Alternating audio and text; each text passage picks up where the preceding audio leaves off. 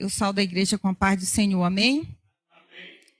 Eu senti a presença de Deus muito aqui nesse lugar.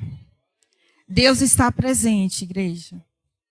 Não importa a quantidade, importa que Ele se faz presente. E até o fim desse culto, Deus vai trazer renovação nas nossas vidas. Eu creio.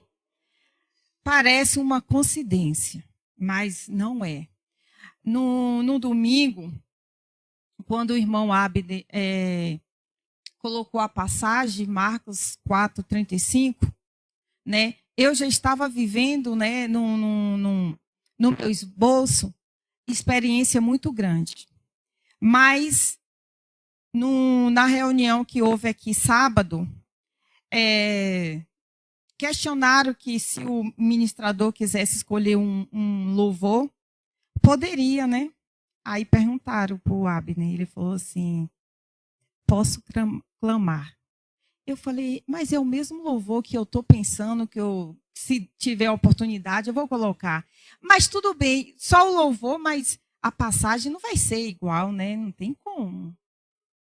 Quando é domingo, eu já estava vivendo antes essa experiência, né? Porque quando você começa a esboçar, você começa a viver e Deus começa a trabalhar primeiro com você. Quando eu cheguei aqui, que ele falou Marcos capítulo 4 e versículo 35 em diante. Nossa, para mim, irmãos, talvez para vocês não seja, mas para mim significou muito. Porque eu pedi tanto para Deus confirmar, para a gente não falar pelas nossas próprias palavras, né? E Deus confirmou, é a mesma passagem. Eu sei que Deus vai falar de uma maneira diferente, claro, mas Deus usou muito o irmão, falou comigo, e é isso. Deus, ele confirma sim, eu creio. E eu vou convidar a igreja, né, para abrir no Evangelho de Jesus Cristo, segundo escreveu Marcos 4:35 em diante. Louvado seja Deus. 4:35. E naquele dia, sendo já tarde, disse-lhe Jesus, passemos para outra margem. E eles, despedindo a multidão, levaram assim como estava, no barco. E os outros barcos o seguiam. Ora, levantou-se grande temporal de vento, e as ondas se arremessavam contra o barco, de modo que o mesmo já estava encher-se de água. E tudo estava, e Jesus estava na polpa, dormindo sob o travesseiro. Eles despertaram e lhe disse, Mestre, não te importa que pereçamos? E ele, despertando, repreendeu o vento e disse ao mar, acalma-te, emudece. O vento se aquietou e fez-se grande bonança. Então Jesus disse, por que sois assim tão tímidos? Como é que não terdes fé? E eles, possuídos de grande temor, diziam uns aos outros, quem é este que até o vento e o mar lhe obedece? Louvado seja Deus. Só essa passagem aqui já acalma o meu coração. Já acalma, porque só de saber que Jesus que acalmou a tempestade. Saber que Jesus estava com controle da navegação. Nome que tem poder. Nome que tem autoridade. Nome que tem domínio. Esse texto, irmãos, já traz uma referência. Que não foi os discípulos, nem foi nenhum produto dessa natureza. E sim o próprio Jesus, que acalmou a tempestade. E quando nós voltamos aqui no verso 35, só nessa parte. E naquele dia. Que dia? Um dia qualquer. Um dia como hoje. Um dia sem programação. um dia sem planograma, Jesus resolve marcar com experiência profunda e manifestar o seu poder sobre a vida dos discípulos. Porque quando Deus resolve marcar as nossas vidas, não tem dia, não tem hora. Ele resolve aparecer e ele aparece. Para quê? Para acalmar a tempestade, para curar os enfermos, para tirar uma pessoa do fundo do túnel. Aí ele aparece. Jesus é totalmente diferente de mim e de você, que escolhe o tempo se vem para a igreja, que escolhe o dia se vai pregar, que escolhe o dia se vai evangelizar. Quanto isso, Jesus é você clamar, ele já está ali para resolver as suas situações. Então, clame o Senhor, irmãos. Clame. E não fique escolhendo o dia, não. Porque quando Deus coloca, é você. É você mesmo. Você não pode determinar o dia.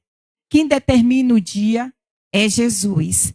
E voltamos aqui no mesmo verso 35.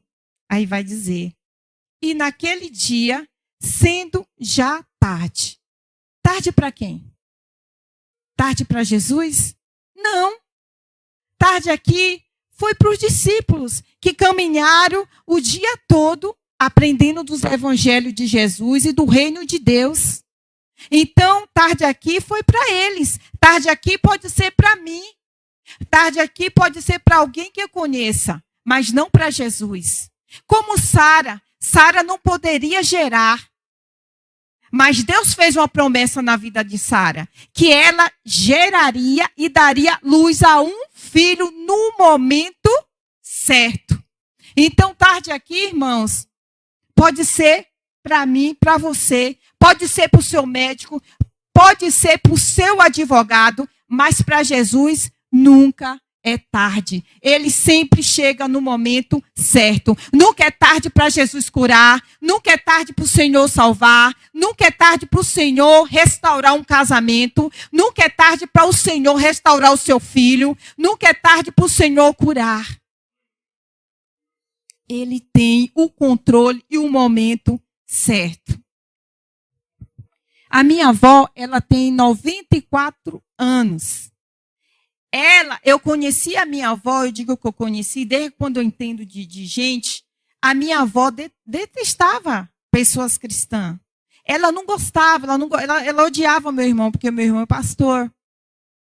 Então, e a família sempre orando, achando que era tarde, porque ela não gostava e pronto. Quando ela via um pastor, ela fazia de tudo para não passar nem perto. Mas chegou um momento, ela ouvindo uma mensagem de Jesus, na TV mesmo. Jesus falou ali com ela, e ela falou assim, eu quero conhecer esse Jesus.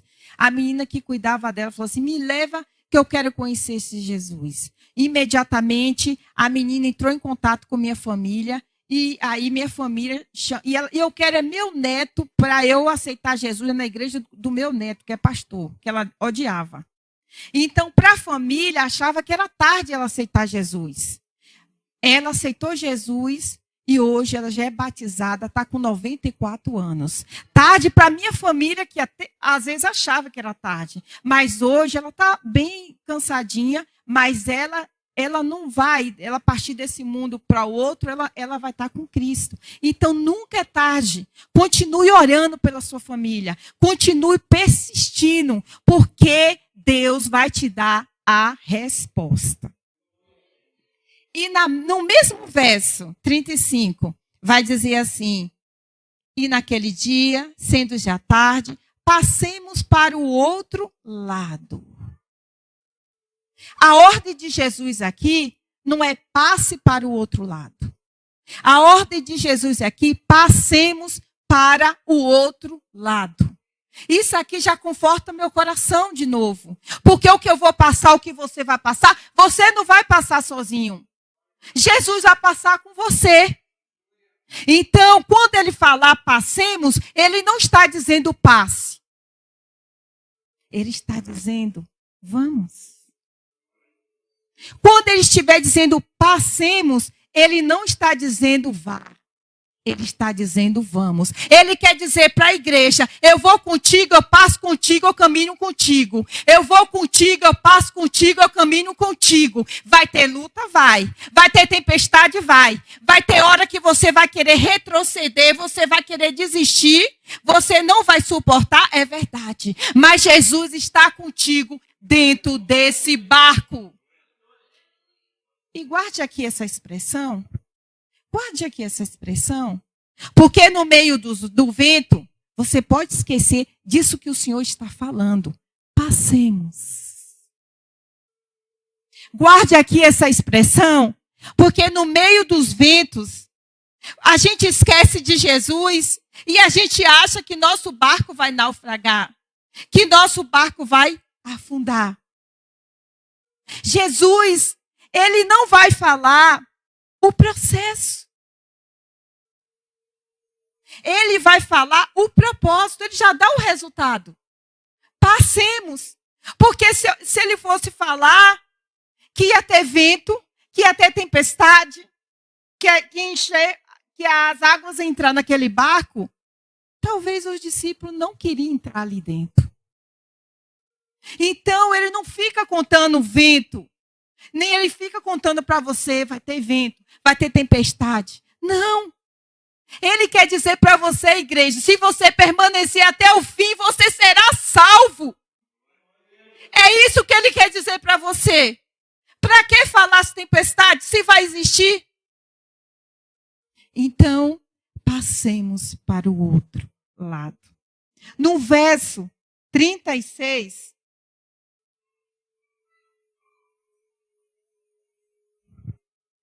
vai dizer assim: eles despedem da multidão e leva Jesus para dentro do barco.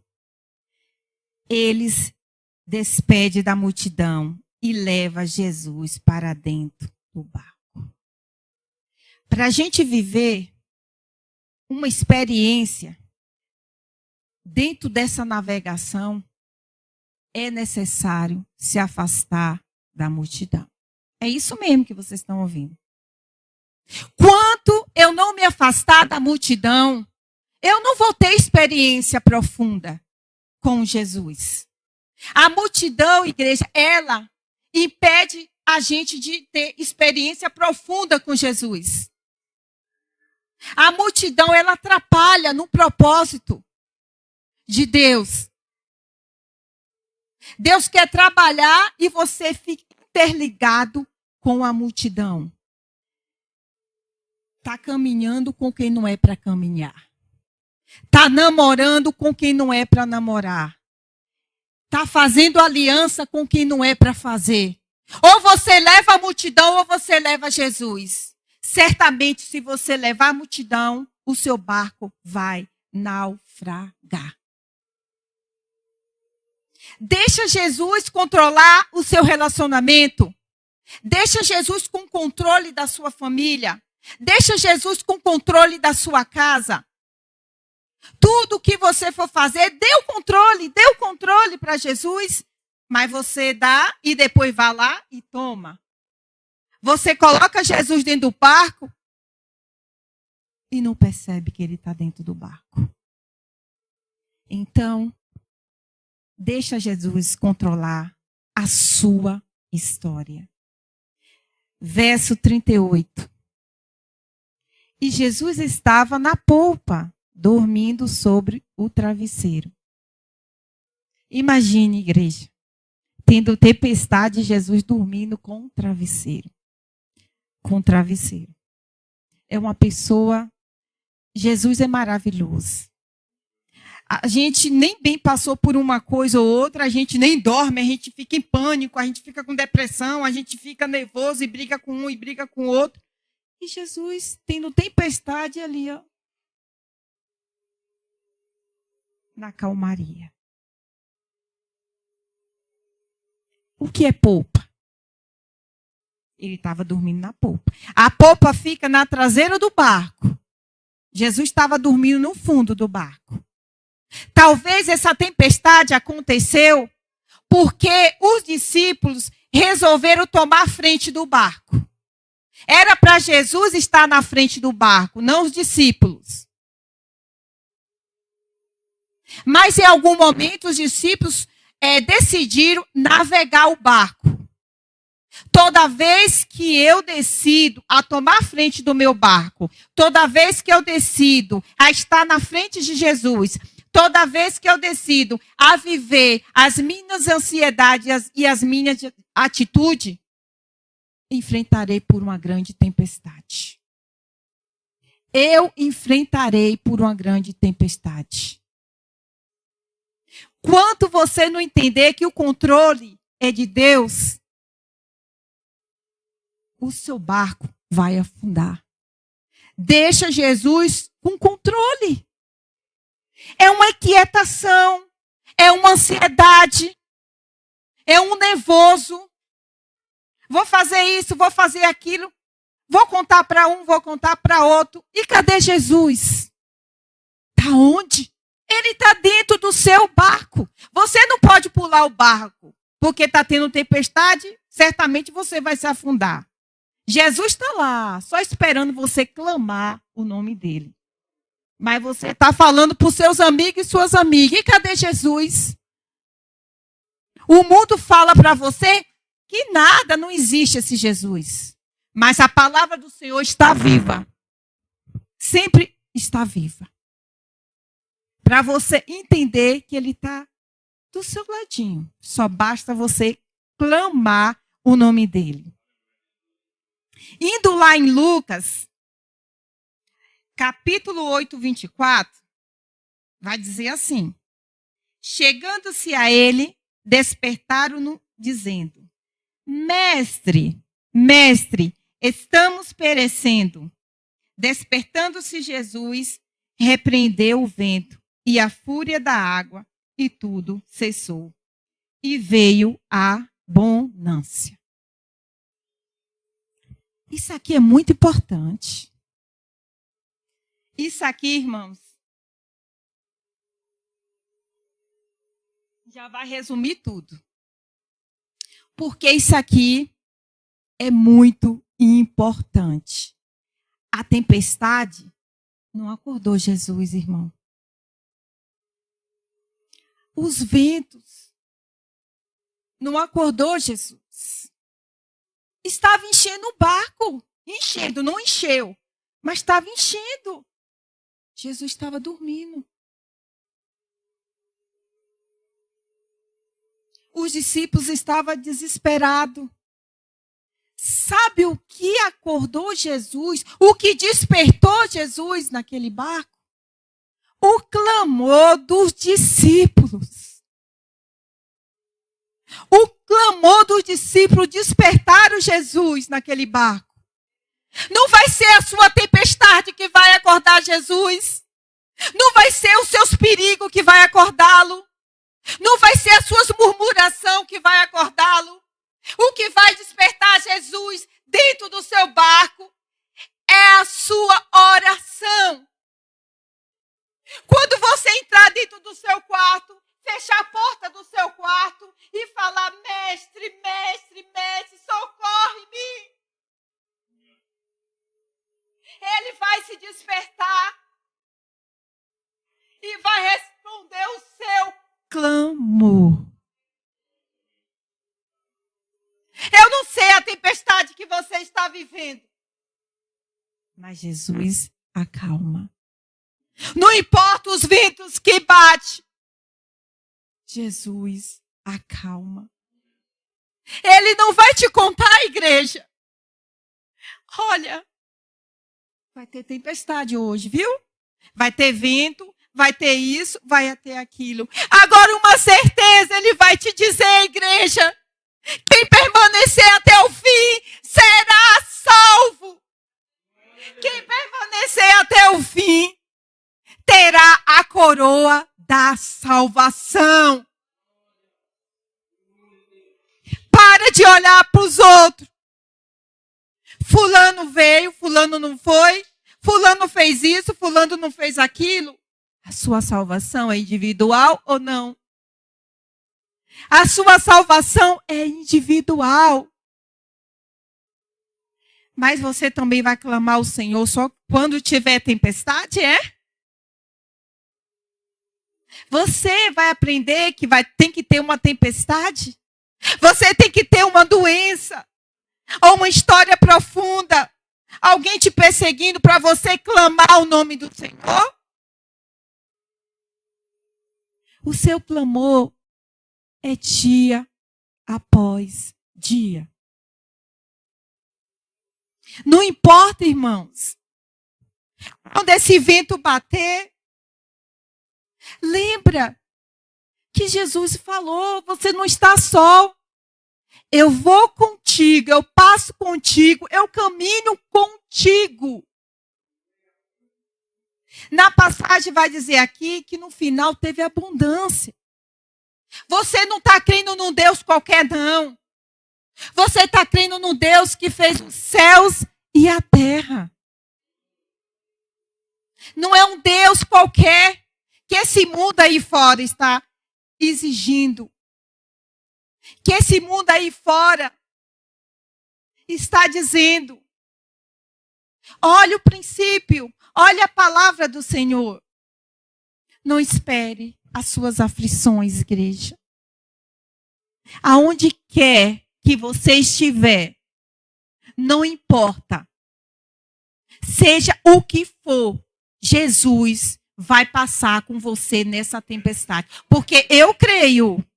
E quando você vê alguém passando por uma situação difícil, você nunca vai dizer, eu não sei por que fulano ainda está aguentando passar por isso. Não fale isso. Você vai falar, eu sei por que fulano está conseguindo passar por essa tempestade. Nós cristãos sabemos quando o outro está passando por uma dificuldade. Por que ele está conseguindo passar? Porque ele está dentro do barco que tem Jesus. Aonde tem Jesus, você consegue passar pela a tempestade. Irmãos, louvado seja Deus. Que Deus venha cada dia mais fortalecer e guardar o coração da gente. E que possamos sempre clamar o Senhor. E deixa Jesus na frente do seu barco. Deixa Jesus ter o controle do seu barco. E não clame só ao Senhor quando houver tempestade. Clame todo instante. Louvado seja Deus. Eu agradeço a minha oportunidade.